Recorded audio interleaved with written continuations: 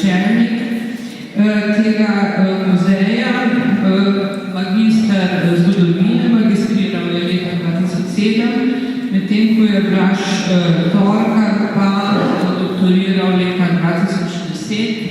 Oba dva se seveda ukvarjata z vojaško tematiko, z jugoslovansko ljudsko armado, tudi z obveščevalnimi službami in sedaj tudi s Prvo svetovno vojno. Bi prosila Zvezdana, da poda svoj oziroma vajni referat. Vojni načrti, natančnih in centralnih cilj pred Prvo svetovno vojno. Mislim.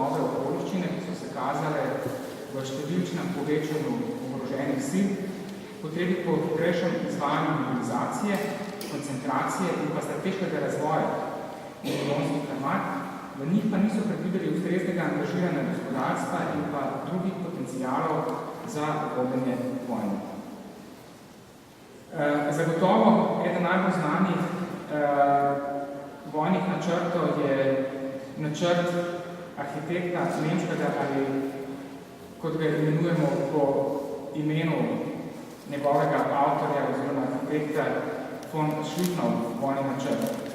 In dejansko vidimo, da odkar je Nemčija zadala poraz Franciji v francosko-ruski vojni leta 1871, so bili glavni evropski narodi zaposleni z izdelavo načrtov za naslednjo vojno. Mnogi pa so videli vojno kot neizogibno dejanje, saj se začela spopadati med seboj nasprotujoče si ambicije velikih sil, ki so v primeru Francije predvsem se osredotočili na povrnitev izgubljenih Alzacije in Lorene, ter seveda kaznovanje Nemčije za ta polom Francozov v drugi polovici 19. stoletja. Zato se lahko ozremo tudi najprej na francoski vojni načrt. Francoski vojni načrt, avtor njegov je general, poznaje maršal Rockner, se imenuje načrt ali plan 17. Glavni cilj načrta 17 je že opredelil Ferdinand Foch. In sicer bil je, kot sem že prej omenil, v luči ponižanja, ki so ga Francozi doživeli v francosko-pruski vojni, in general Joffre leta 1913 to osnovno usmeritev Fochovo zajame svoj načrt. V njem je seveda bila glavna točka vrnitev Alzacije in Lorene. Načrt 17 v sami svoji naravi, če gledamo strogo naravo tega vojnega načrta, lahko vidimo, je bolj defensiven kot ofensiven. Sicer sam načrt številka 17 razširja področje uporabe oboroženih sil v prepričanju nekakšnega mističnega elana, ki naj bi bil ključnega pomena za vsakega Francoza oziroma francoskega vojaka. Namreč v vojaškem vrhu so bili prepričani, da lahko govorimo, da je vsak Francoz svojo čisto energijo zagotovo za boj sposoben in da ima ta v sebi bojevniški duh, da povrne Alzacijo in Loreno nazaj v Franciji. Vendar, če pogledamo, dejansko so bili ob začetku vojne potem številni francoski oficerji tudi odpuščeni iz vojske prav zaradi obratnega njihovega ravnanja v samih vojnih aktivnosti, namreč zaradi pomanjkanja njihove bojevitosti in pa borbenosti. Tehnično je načrt številka 17 predvidel vnaprejšnje angažiranje 4 francoskih armad. In sicer proti Alzaciji in pa Loreni. Tisto, kar je zanimivo tukaj, je, da je francoski vojni načrt predvideval vzpostaviti utrjeno črto na črti Verdun-Belfort in pa priti z vsemi silami v ofenzivo med Vogezi in pa Mozelom proti Šerbudu ter severno od črte Verdun-Metz. Arhitekti načrta 17 so malo upoštevali morebitno nemško invazijo na Francijo in sicer iz smeri Belgije. In ravno to je tisto, kar so oni dojeli tik pred izbruhom prve svetovne vojne oziroma pred nemškim napadom. Preden je izbruhnila vojna, so bili Joffre, njegovi svetovalci, seveda prepričani, da bo grožnja britanske upletenosti, ukolikor Nemčija prekrši belgijsko neutralnost, dovolj močna, da odvrne Nemčijo pred morebitnim napadom na Francijo preko belgijskega ozemlja. Vendar moramo vedeti, da so sami Nemci to zagotovilo britansko belgijske neutralnosti obravnavali le kot en navaden kos papirja v množici drugih papirjev. Medtem je francoska stran uspela tudi točno oceniti moč nemške vojske na začetku vojne. Vendar pa je tukaj zopet naredila eno veliko strateško napako, namreč podcenjevala je nemško uporabo rezervnih sil. To pa zato, ker je le imela pri sebi majhno zaupanje v svoje rezervne sile. In ravno to se je izkazalo kot hudo napačno predvidevanje, ki v povezavi s podcenjevanjem samega Šlifnovega načrta je privedlo Francijo skoraj do popolnega zloma v enem mesecu po izbruhu vojne. V nekaj tednih po začetku vojne je bilo praktično konec pričakovanim francoskim napadom v Alzacijo in pa Loreno in dejansko se je vse skupaj pokazalo kot velik polom, dokler niso Francozi prišli v neko defensivo. In sedaj, ko smo se seznanili osnovnimi značilnostmi francoskega vojnega načrta, poglejmo osnovne značilnosti nemškega vojnega načrta, katerega avtor je bil general August von Schlieffen, načelnik nemškega generalštaba do leta 1906, od 1891. leta, tudi kar dolga doba načelovanja nemškemu generalštabu. Moram povedati, da sam general Alfred von Schlieffen je zelo poglobljeno proučeval vojaško zgodovino. In za osnovo njegovega vojnega načrta je zagotovo vzeta analiza bitke pri Kani 216. leta pri našem štetju.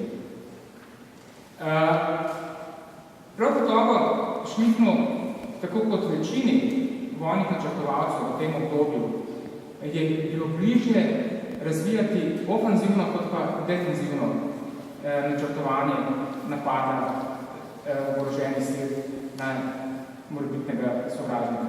General Schlieffen in člani njegovega štaba, ki so naknadno tudi izboljševali in modificirali svojo strategijo, vključno tukaj je treba omeniti tudi generala Helmuta von Moltkeja mlajšega, ki je bil načelnik nemškega štaba 1914. leta, so vzeli kot svojo izhodiščno predpostavko vojno na dveh frontah, in sicer proti Franciji na zahodu in pa Rusiji na vzhodu.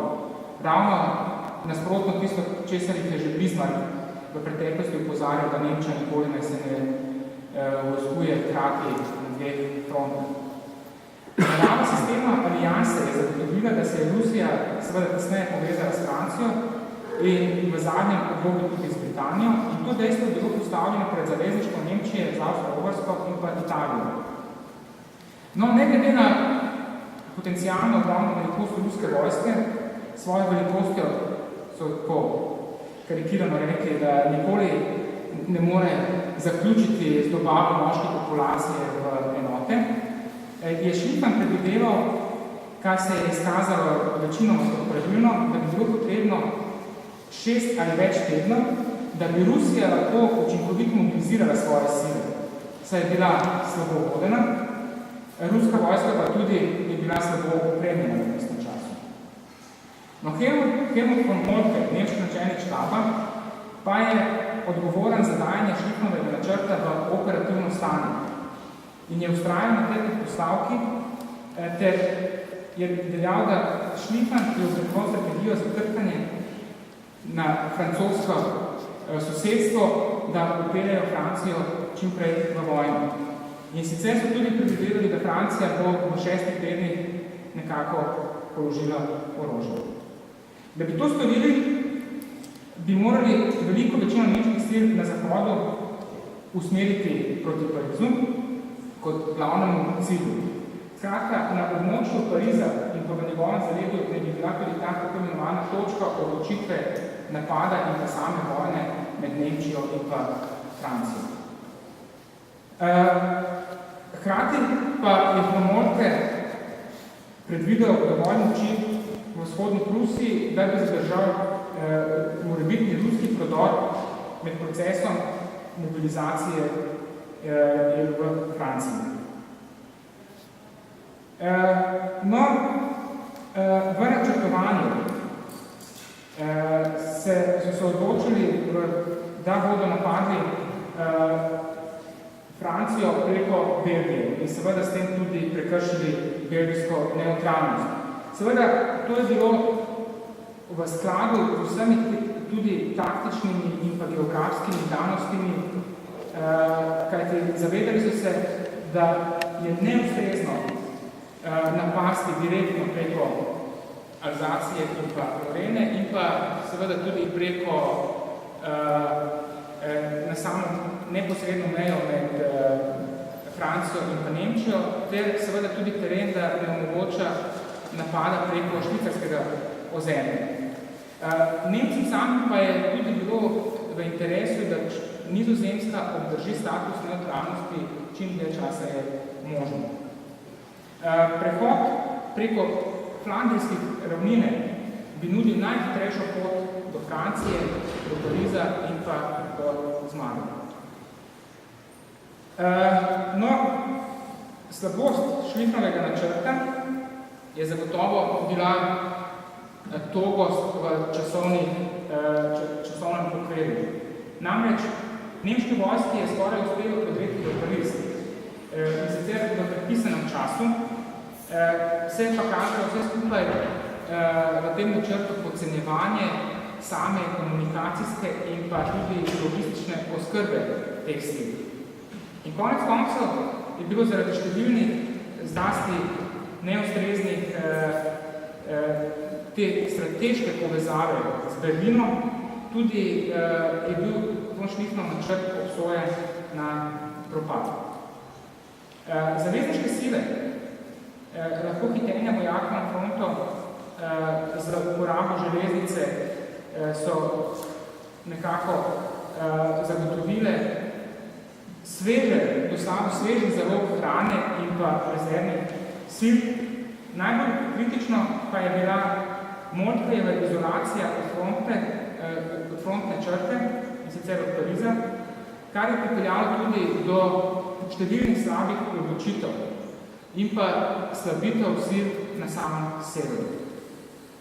Skratka, tako imenovana začetna dirka do morja, do Atlantika in do kanala je pripeljala do pojava statičnega bojevanja v Jaki.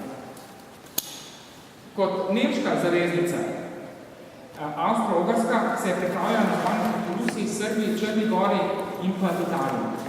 Za nas seveda je Avstro-Ogrski vojni načrt oziroma načrta sta najbolj zanimiva, ker tudi večina Slovencev se je bojevala v Avstro-Ogrskih oboroženih silah.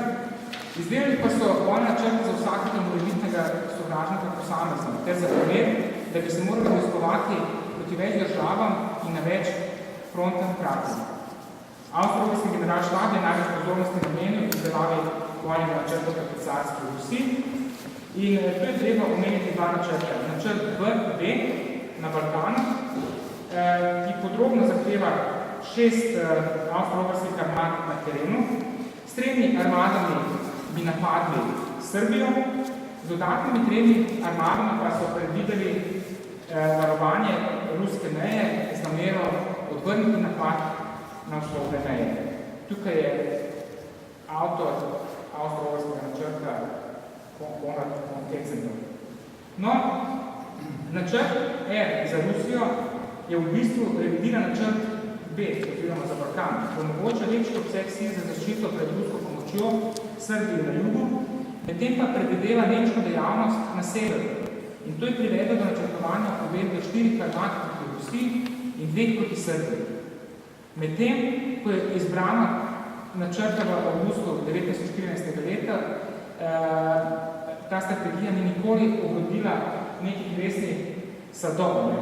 Saj v nemškem tem že omenjenem Štifmarjem načrtu vidimo, da je Nemčija namenila večjo pozornost in tudi večino svojih sil zato tudi poslala na zahodno fronto, saj so hoteli predvsem zagotoviti Nemci uspeh na zahodni fronti.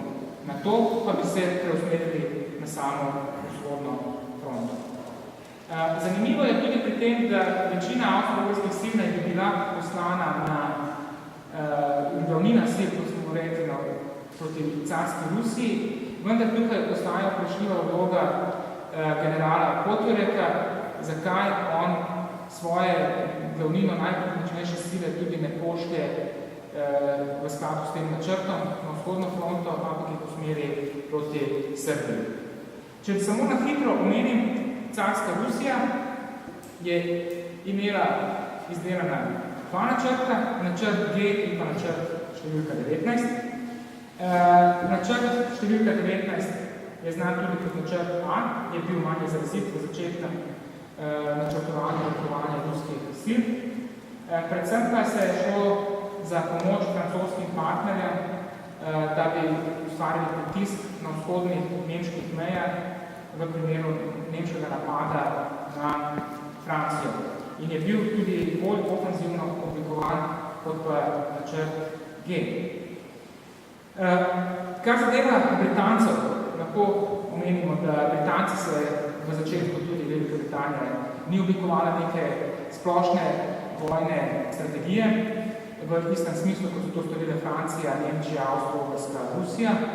In za razliko od naštetih sil Velika Britanija ni imela ali pa čutila nobene posebne želje po vojni, da bi prekinili obstoječe stanje, ker tudi niso imeli nobenih načrtov za širitev. Čeprav so pa želeli zaščititi svoje interese, zlasti trgovinske povezave in zadalje v višini kraju imperije.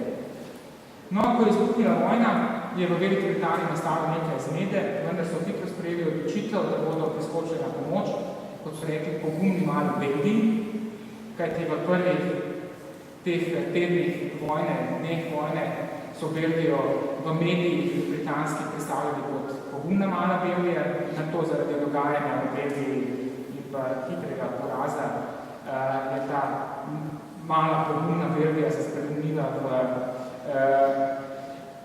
hudega, ranljivega belgijskega zaveznika v mediji in zato tudi Britanci pošljajo potem ekspedicijske britanske sile na celino. Te ekspedicijske sile so pa bile predvsem zadolžene varovati francoski beli bok. Kar zadeva Belgija zaradi svoje neutralnosti ni odkrito izdelovala in pa pripravljala vojnega načrta. Predvideli so, da bi vzpostavili obrambo ob reki Mezi, predvsem za obrambo Antwerpna, in pa seveda predvideli so obrambo Utrdb v Ježu, na Murju in pa preomenjenem Antwerpnu. Glede Srbije samo še da omenimo, da Srbija je imela zelo preprost vojni načrt. Ob razglasitvi vojne bi vojsko podvojila z 5 na 10 divizij in bi bile nameščene v pripravljenosti za napad proti Avstro-Ogrski, ko je postalo jasno, kakšne namere ima Avstro-Ogrska, seveda praktične namere v napadu na samo Srbijo. Pri ZDA lahko rečemo, da tudi države Amerike niso izdelale nekega konkretnega vojnega načrta. Tukaj predvsem je pomembno povedati, da so zavzeli stališče, da bodo nekako podpirali te svoje zaveznike z oskrbovanja, vendar se javno mnenje začne spreminjati, ko se Nemčija bolj angažira v tako imenovanem podmorniški ali pa podmorski vojni in pa seveda leta 1916, ko pride 15-16, ko pride do potopitve ladij iz Danije in pa Sussexa. Potem se to omogoči predsedniku Wilsonu, da aktivno aprila 1917 vstopi v vojno.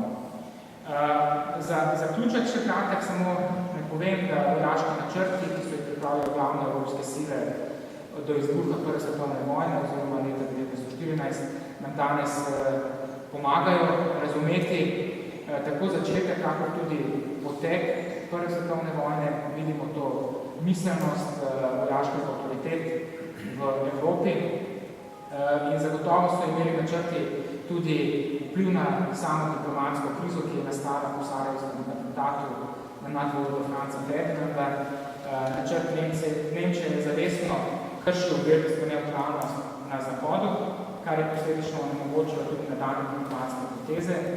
Hkrati pa je povzročil tudi, da se Velika Britanija pridruži svojim kontinentalnim zaveznikom v vojni proti Nemčiji.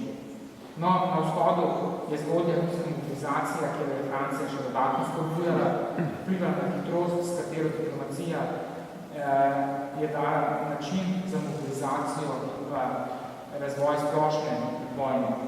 In vojni načrti nam danes tudi omogočajo razumeti in razložiti prvotne vojaške poteze evropskih sil.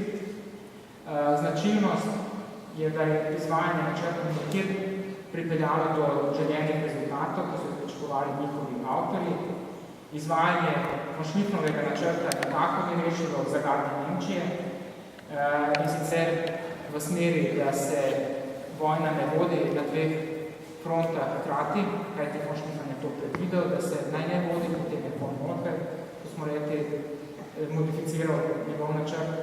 In na zadnje neuspeh Schlieffnovega načrta nam pomaga razložiti in razumeti naravo vojne na zahodni fronti, tako rekoč v vseh naslednjih 4 letih, namreč vojna v in za strelske jarke, statična vojna po prizadevanju, da bi prekinili zastoj, povzroči ogromne človeške izgube in žrtve. Hvala.